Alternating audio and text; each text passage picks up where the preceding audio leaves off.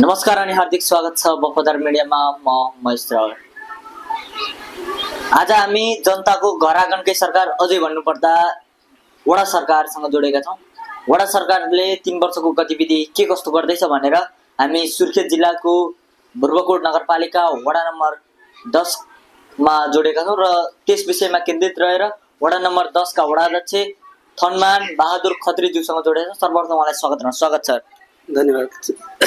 सर्वप्रथम तपाईँलाई हार्दिक बधाई छ। 3 वर्षको कार्यकाल सफलतापूर्वक सम्पन्न गर्नुभयो। 3 वर्षको कार्यकाल सफलतापूर्वक गर्दा कस्तो महसुस भयो? के गरेको जस्तो लाग्छ? 3 वर्षको कार्यकालमा अब हामीले स्थानीय तहमा विभिन्न जनताका विशेष गरेर खानेपानी, सिँचाइ, सडक, विद्युतदेखि लिएर स्वास्थ्य अनि त्यहाँदेखि लिएर चाहिँ तपाईँको विभिन्न चाहिँ बालबालिकादेखि लिएर विभिन्न चाहिँ तपाईँको अपाङ्गता चाहिँ भएका चाहिँ व्यक्तिहरू, अशक्त चाहिँ ज्येष्ठ नागरिकहरूलाई विभिन्न चाहिँ सशक्तिकरणको माध्यमबाट उहाँहरूको चाहिँ एउटा जीवन स्तरमा चाहिँ केही रूपान्तरण अभियानहरू छोडेका छौँ। अध्यक्ष, सर्वप्रथम हामी भौतिकतर्फ जाउँ। भौतिकतर्फमा के कस्ता विकासहरू गर्नुभयो? सडक तपाईँ निर्वाचित भएर आइसक्दा कति किलोमिटर सडक कालोपत्रे बनाउनु भयो र कुन कुन ठाउँमा पुलको लागि प्रदेश सरकार केन्द्र सरकारसँग समन्वय गरेर अघि बढ्दैछ? काम कतिको तीव्रता छ? म वडा अध्यक्ष भइदेखिसकेपछि हाम्रो चाहिँ एकमात्र चाहिँ अब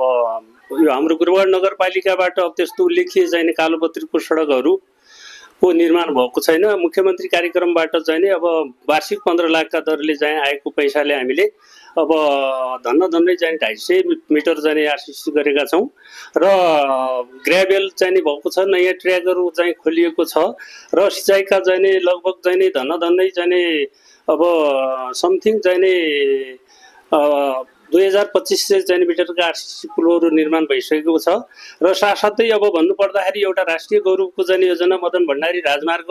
यो गुरुबाकोट 10 को चाहिँ जम्मा 1 किलोमिटर 1.5 किलोमिटर भूभागमा मात्रै कालोपत्रे भएको छ र त्यसका चाहिँ अब सहायक बाटाहरू गर्नका निम्ति मैले मदन भण्डारी राजमार्गको प्रोजेक्टमा डीसँग त्यहाँको चाहिँ इन्जिनियरसँग चाहिँ समन्वय गरिराखेको छु र त्यसको लागि सम्पूर्ण चाहिँ एरियाहरू मोटामोटी चाहिँ हाम्रो वडा कार्यालयसम्म चाहिँ आउने चाहिँ बाटो पिचको लागि अनुरोध गरेको छु। बिचमा चाहिँ गर्दै हुनुहुन्छ, बाँकी छ र थुप्रै चाहिँ तपाईँको यस गुरुबाकोट 10 को चाहिँ भेडाबारी सामुदायिक वन डाँफे भन्ने चौतारामा त्यो मिनी बस बिसाउनको लागि चाहिँ तपाईँको एउटा लामो रुटको गाडीहरूको चाहिँ तापलाई चाहिँ न्यूनीकरण गर्न चाहिँ गाडी चाहिँ एउटा गाडीलाई रेस्ट गराउनको लागि चाहिँ मिनी बस बिसाउनेको पनि चाहिँ तपाईँको चाहिँ मदन भण्डारी राजमार्गसँग अनुरोध गरेर मैले त्यो कार्यहरूलाई पनि निरन्तर रूपमा अगाडि बढाउन अनुरोध गरेको छु। अध्यक्ष, भौतिक पूर्वाधारतर्फ तपाईँले गरेका गतिविधिहरू हामीले सुन्यौँ र दर्शकहरूले पनि सुने। अब सामाजिकतर्फ जाउँ। सामाजिकतर्फ सुरुमा शिक्षातर्फ जाउँ। मान्छेहरूलाई आवश्यक शिक्षा, स्वास्थ्य, खानेपानी र सर्वप्रथम शिक्षामा के कस्तो लगानी गर्नुभएको छ वडातर्फबाट र वडामा कतिवटा मावि तहका विद्यालय छन्, निमाविगत छन्, आधारभूत कति छन्, प्राविगत छ? हाम्रो यस गुरुबाकोट 10 मा यो एक मात्रै चाहिँ भेरी मावि छ +2, एउटा आधारभूत आबी भेडाबारी निमावि छ र चाहिँ प्रावि हैमान छ र हामीसँग एउटा चाहिँ मात्रै चाहिँ तपाईँको यो चाहिँ बोर्डिङ छ र जहाँसम्म लाग्छ चाहिँ हाम्रो यो चाहिँ गुरुबाकोट 10 को चाहिँ भेरी माविमा स्वयं चाहिँ तपाईँको बाली विज्ञान प्लस 3 वर्ष जाने बाली विज्ञान कक्षा सञ्चालन भएको थियो कोभिडको बेला। यो चाहिँ अघिल्लो चाहिँ हाम्रो चाहिँ नेकपाको सरकार हुँदाखेरि त्यो स्थापना गरेको त्यो विशेष गरेर चाहिँ मैले चाहिँ हाम्रो चाहिँ समग्र गुरुबाकोटको चाहिँ यो 10 र 11 समग्र गुरुबाकोटमा एक मात्रै चाहिँ बाली विज्ञान चाहिँ प्राविधिक शिक्षाले चाहिँ ल्याउनुपर्छ भनेर मैले चाहिँ बारम्बार चाहिँ मेरो एजेन्डाका साथ चाहिँ मैले हाम्रो माननीयहरूलाई चाहिँ भने त्यो अन्तर्गत चाहिँ यहाँ बाली विज्ञान चाहिँ 3 वर्ष कोर्स सञ्चालन भयो। तर यो एउटा चाहिँ यातायातको दृष्टिकोणबाट र भौगोलिक चाहिँ विकटताको कारण राष्ट्रिय राजमार्गबाट अलि चाहिँ टाढा चाहिँ विद्यालयको क्षेत्र अधिकार पर्ने भएको हुनाले विद्यार्थी संख्याको अभावले अहिले चाहिँ त्यो बाली विज्ञान चाहिँ सञ्चालनमा आउन ठुलो गाह्रो भइराखेको छ र +2 को सन्दर्भमा चाहिँ राम्रैसँग चलेको छ र आधारभूत आबी चाहिँ राष्ट्रिय राजमार्ग मदन भण्डारी राजमार्गमा पर्ने भएको हुनाले त्यहाँको पनि राम्रैसँग चलेको छ। यही नै हो शिक्षा वडाको तर्फबाट लगानी के गर्नुभएको छ? जस्तै छात्रवृत्ति होला, विद्यालयको भौतिक संरचना बनाउनेखेरि मर्मत भयो, त्यस्तोमा के कस्तो छ विद्यालयको हकमा? विद्यालयको हकमा सम्भवतः हाम्रो चाहिँ भेरी माविमा चाहिँ जो 35 साल अगाडि चाहिँ बनेको विद्यालय थियो, चाहिँ अत्यन्तै चाहिँ तपाईँको उत्कृष्ट। हाम्रो यहीँको चाहिँ टेकबहार राणा भन्ने चाहिँ एउटा इन्जिनियर हुनुहुन्थ्यो, उहाँ चाहिँ इन्डियन आर्मीमा चाहिँ गएर उतै जाने त्यो कोर्स जाने पढ्दाखेरि उहाँले त्यो मोडल लिएर बनाएको चाहिँ अत्यन्तै राम्रो र स्थायी जानेसम्म चाहिँ टिकेको भवन थियो र त्यतिले मात्रै चाहिँ तपाईँको सम्पूर्ण जाने +2 सञ्चालन गर्नका लागि अपुग भएको कारणले मैले त्यहाँ जाने जिल्ला शिक्षा शाखादेखि लिएर शिक्षा मन्त्रालयसँग समन्वय गरेर जाने 4वटा जाने तपाईँको अब बाली विज्ञानको लागि चाहिँ अब 6 कोठाको चाहिँ पक्की चाहिँ 60 लाख बराबरको चाहिँ भवन निर्माण भएको छ भनेपछि एउटा 35 लाख बराबरको, एउटा चाहिँ 15 लाख बराबरको र त्यहाँ चाहिँ तपाईँको विद्यार्थीहरूलाई सहजै ढङ्गबाट चाहिँ छात्र र छात्रालाई चाहिँ तपाईँको सहजै ढङ्गबाट चाहिँ एउटा शौचालयको अभाव थियो, त्यो पनि चाहिँ बनाएको छ र मैले चाहिँ वडाबाट पनि त्यो शौचालय प्रदेशबाट परेको बजेटबाट अपुग भएको थियो, त्यो चाहिँ शौचालयलाई चाहिँ अपाङ्ग मैत्री शौचालय चाहिँ निर्माण गरेर विद्यालयमा सहजै ढङ्गबाट चाहिँ अपाङ्ग बालबालिकाहरूले पनि सहज ढङ्गबाट शौचालयमा जान आउनलाई सहज ढङ्गबाट चाहिँ एउटा अपाङ्ग मैत्री शौचालय मैले वडा कार्यालयको बजेट अब चाहिँ 81-82 को बजेटबाट भएर त्यो पनि सम्पन्न भएको छ र प्रत्येक चाहिँ आधारभूत चाहिँ तहमा पनि चाहिँ शौचालयहरू चाहिँ बनेका छन्, पक्की चाहिँ भूकम्प प्रतिरोधी चाहिँ भवनहरू बनेका छन्। तर जति पनि चाहिँ शिक्षाको चाहिँ एउटा चाहिँ आकर्षण क्षेत्र र विद्यार्थीहरूलाई चाहिँ एउटा चाहिँ पढाइमा चाहिँ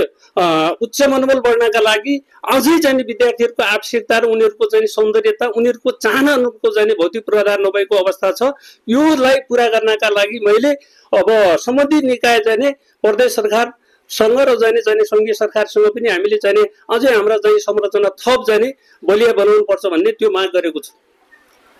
स्वास्थ्य क्षेत्रतर्फ जाउँ अब हामीले, शिक्षातर्फ र भौतिक पूर्वाधारतर्फ हामीले सुन्यौँ। स्वास्थ्यतर्फमा जुन नेपाल सरकारले 98 प्रकारका औषधिहरू निशुल्क रूपमा वितरण गरिरहेको तपाईँलाई अवगत नै होला,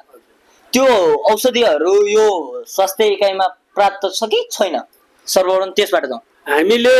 आधारभूत स्वास्थ्य तह मात्रै नभएर यो गुरुबाकोट नगरपालिकामा त एउटा चाहिँ हाम्रो चाहिँ यो प्रदेश स्तरीय अस्पताल नै छ। जहाँसम्म लाग्छ चाहिँ हामीसँग अब सम्पूर्ण कति 4वटा चाहिँ तपाईँको स्वास्थ्य शाखा छन्, अरे स्वास्थ्य कार्यालय र चाहिँ आधारभूत स्वास्थ्य चाहिँ तपाईँको मेरो गुरुबाकोट 10कै प्राङ्गणमा पक्की चाहिँ अब र चाहिँ अहिले अपाङ्ग मैत्री शौचालय पनि निर्माण गर्दैछु। चाहिँ मैले गुरुबाकोट नगरपालिका र चाहिँ तपाईँको चाहिँ यो उसँग अपाङ्ग मैत्री त्यो संस्थासँग समन्वय गरेर त्यो कार्यक्रम चाहिँ हुँदैछ। हामीसँग चाहिँ औषधिको चाहिँ मात्रा सम्भवतः अहिलेसम्मकै चाहिँ इतिहासमा मैले सबैभन्दा चाहिँ स्वास्थ्य मानव जीवनको लागि अत्यन्त महत्त्वपूर्ण चाहिँ क्षेत्र हो। यसका निम्ति समग्र चाहिँ गरिब निमुखा तल्लो तह र भुइँ मान्छेहरूको चाहिँ स्वास्थ्यको पहुँच पुर्याउनको लागि गुरुबाकोट नगरपालिकामा 15 करोड रुपियाँ चाहिँ वार्षिक चाहिँ तपाईँको चाहिँ औषधि उपचारको क्षेत्रमा चाहिँ छुट्याउनु पर्छ भनेर मैले आवाज उठाए बापत नै यो गुरुबाकोट नगरपालिकाको चाहिँ कार्यपालिकाले अनुमोदन गरेर बजेट पुर्याएर प्रशस्त मात्रामा औषधि पुर्याएको छ। वार्षिक रूपमा 15 करोड बराबरको औषधिले पुग्छ र? हजुर, वार्षिक रूपमा 15 करोड रुपियाँ बराबरको औषधिले पुरै पालिका पुरै वडाभरि पुग्छ। त्यो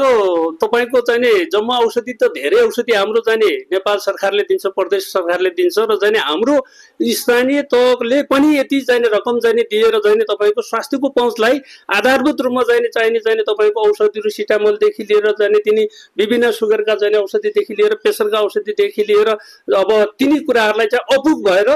थुप्रो चाहिँ तपाईँको मेडिकलमा जानुपर्ने बाध्यतात्मक परिस्थिति भएको हुनाले थप यिनी चाहिँ एकदम चाहिँ तपाईँको अहिलेको व्यापक रूपमा चाहिँ बढ्ने रोगहरू सुगर प्रेसरका चाहिँ तपाईँको औषधिको लागि हामीले नगर स्थानीय चाहिँ तहबाट पनि छुट्याउनु पर्छ भनेर पहल कदमी गरिएको अवस्था छ। शिक्षा, स्वास्थ्य, भौतिक पूर्वाधारतर्फ हामीले सुन्यौँ। अब हामी जाउँ खानेपानीतर्फ। खानेपानीतर्फ तपाईँ निर्वाचित भएर आइसक्दा कति घरमा धारा पुर्याउन सफल हुनुभयो? कतिको धाराहरू पुग्दैछ? तीव्रता कतिको छ खानेपानीको? हाम्रो चाहिँ गुरुबाकोट 10 मा खानेपानीको लागि चाहिँ तपाईँको म चाहिँ निर्वाचित भएको अवस्थामा यो हामीले चाहिँ घुमखरे विरोध खानेपानी दर्ता गरेको त सम्भवतः चाहिँ 6औं वर्ष भइसक्यो। तर चाहिँ त्यसका चाहिँ क्याचमेन्ट चाहिँ इन्टेकहरू चाहिँ मेन लाइनहरू सम्पूर्ण चाहिँ विस्तार गरेर हामीले गुरुबाकोट 10 को चाहिँ तपाईँको कम्तीमा पनि पानीको मुहानदेखि 5 किलोमिटरको चाहिँ मुहानबाट पानी लिएर चाहिँ खुवाएको अवस्था छ र अहिले मात्रै गुरुबाबाट 10 र 11 को सिमानामा 1 लाख घन मिटरको चाहिँ आरसीसी रिजर्भ ट्याङ्की बन्दैछ र विगतको वर्षमा चाहिँ गुरुबाबाट 10 मा जाने 1 लाख घन लिटरको चाहिँ आरसीसी चाहिँ रिजर्भ ट्याङ्की बनेको छ र साथसाथै यसमा चाहिँ मैले चाहिँ अझै बढ्दो चाहिँ जनसङ्ख्याको चापलाई मध्यनजर राखेर यो चाहिँ सतह माथिको पानीले मात्रै चाहिँ पुग्दैन र सतह मुनिको पानी पनि निकाल्नुपर्छ भनेर चाहिँ मैले चाहिँ पहल कदमी चाहिँ दुनियाँ चाहिँ संघीय चाहिँ सरकार प्रदेशसँग अनुरोध गर्दा अब हाम्रो संघीय चाहिँ माननीय जानेले 2078 सालमा जाने हालिएको पैसाबाट सुरुवात भएको चाहिँ डिप लिफ्ट खानेपानी को पनि चाहिँ 1,20,000 घन लिटरको चाहिँ रिजर्भ ट्याङ्की आरसीसी ट्याङ्की चाहिँ निर्माण भएको छ र त्यो सञ्चालनमा भएर अहिले चाहिँ तपाईको यो गुरुबाकोट 10 को चाहिँ टोटल जनसङ्ख्या चाहिँ घरधुरी संख्या चाहिँ 525 छ जसमध्ये चाहिँ 300 यो साबिकको चाहिँ घुमखरे 9 मा मात्रै पर्ने चाहिँ भएको हुनाले जनसङ्ख्याको चापलाई मध्यनजर राखी सतह माथिको पानीले मात्रै नपुग्ने भएकोले सतह मुनिको पानीको पनि चाहिँ तपाईकोमा लगानी गरेर अहिले प्रत्येक घर घरमा जाने पानी मिटर सिस्टमले चाहिँ जडान भइसकेको अवस्था छैन योजना चाहिँ अब सञ्चालनमै अवस्थामा छ यो चाहिँ खाने पानी लगभग प्रत्येकको घर घरमा पाइपबाट जडान गरिएको छ घर घरमा मिटर लागेको छैन र आगामी वर्ष यो वर्ष मात्रै जाने तपाईको जाने समग्र जाने गुरुबाकोट 10 को खानेपानी चाहिँ सञ्चालन गर्न घर घर मिटर सञ्चालन गर्नका लागि डीपीआर गरिएको छ र बजेटको लागि पनि सुनिश्चितता जाने सम्बन्धित निकायमा चाहिँ पुगेको छ र साथै मैले चाहिँ तपाईको यो वर्ष जाने हाम्रो चाहिँ पानी अलिकता जाने जनताको बसोबास गरेको क्षेत्रभन्दा तलबाट मुहान हुँदा पानी दूषित भएर पानीमा चाहिँ तपाईको अलिकता जाने तपाईको चाहिँ अब पानी चाहिँ दूषित भएको कारणले अब चाहिँ तपाईको हामीले पानीलाई चाहिँ स्वच्छ पानी पिलाउनु पर्छ गुरुबाकोट 10 को जनतालाई भनेर त्यो चाहिँ अहिलेको क्याचमेन्टदेखि माथि 5 किलोमिटर टाढाबाट अब पानीको चाहिँ डीपीआर सर्वे चाहिँ गराएर त्यो पाइपलाइन पनि चाहिँ तपाईको 30 लाख बराबरको चाहिँ खरिदिसकेको छ र बाँकी अब घर घरमा पुर्याउने चाहिँ लाइनहरु पनि बिछाइसकेको छ र अब त्यो घर घर चाहिँ टोलटोलमा जाने लाइनहरु विस्तार भइसकेको छ र घर घरमा पाइपलाइन जडान गर्न आगामी दिनको बजेटमा चाहिँ तपाईको चाहिँ पुर्याउने लक्ष्य राखेको छ। तपाई निर्वाचन हुनुभन्दा घर आँगनमा गएर घर दैलो गरेर मुख्य एजेन्डाहरु पनि राख्नुभयो होला म यो विकास गर्छु जितेपछि भन्ने उ राख्नुभयो होला आफूले जितिसक्दा कति प्रतिशत जति जुन बाचाहरु राख्नुभएको छ त्यसको काम सफलता गर्नुभयो होला? मैले राखेको बाचा त नेपालको अर्थतन्त्रले चाहिँ अब चाहिँ पुर्याउन सक्ने हामीसँग चाहिँ बजेटको चाहिँ सुनिश्चितता चाहिँ बजेट नै चाहिँ एकदम चाहिँ कम छ। अब अहिले चाहिँ तपाईको चाहिँ विशेष गरेर चाहिँ बजेट हाम्रो चाहिँ स्वदेशको चाहिँ आफ्नो अर्थतन्त्र चाहिँ हामीले उठाएको कर प्रणाली उठेको चाहिँ राजस्वबाट मात्रै जाने समग्र चाहिँ त्यो निर्वाचनको बेला चाहिँ बोलेका चाहिँ अब चाहिँ तीन घोषणा पत्रका आधारमा जाने त्यो पुर्याउने सम्भावना छैन र वैदेशिक सहायता पनि तपाईको कोरोनाको महामारीको कारणले विश्व जगत चाहिँ आक्रान्त छ जसले वैदेशिक चाहिँ तपाईको सहायता पनि चाहिँ अहिले चाहिँ कटौती भएको अवस्थाले गर्दा सबै त्यो घोषणा पत्रमा उल्लेखित चाहिँ तपाईका चाहिँ जनताका मागलाई चाहिँ मैले सम्बोधन गर्न सक्ने अवस्था छैन र मुख्य प्रमुख समस्याहरूलाई चाहिँ सम्भवतः चाहिँ हाम्रो यो चाहिँ घुमखरे विरोध खानेपानीको मुहान भन्दा छुट्टै मुहानबाट हनिमानको चाहिँ एउटा साबिकको चाहिँ 6 नम्बर वडामा पनि मैले तपाईको हेल्पटास र चाहिँ स्याक नेपाल र गुरुबाकोटको साझेदारीमा चाहिँ त्यो पनि चाहिँ त्यहाँ चाहिँ 105 घरधुरी छ तिनीहरूलाई पनि सर्वे चाहिँ भएको छ र आगामी 82-83 को असार मसान्तमा त्यो खानेपानी घर घरमा पुर्याउने सुनिश्चितताको चाहिँ एग्रिमेन्ट भएको छ। आगामी 2 वर्षमा के कस्ता प्राथमिकता के कस्ता एजेन्डाहरु के कस्ता विकास आधारहरूलाई एजेन्डा राखेर अघि बढ्दै हुनुहुन्छ? आगामी दिनमा चाहिँ जहाँसम्म लाग्छ चाहिँ हाम्रो चाहिँ भेरी माविमा जाने चाहिँ पक्की चाहिँ अब सडकको चाहिँ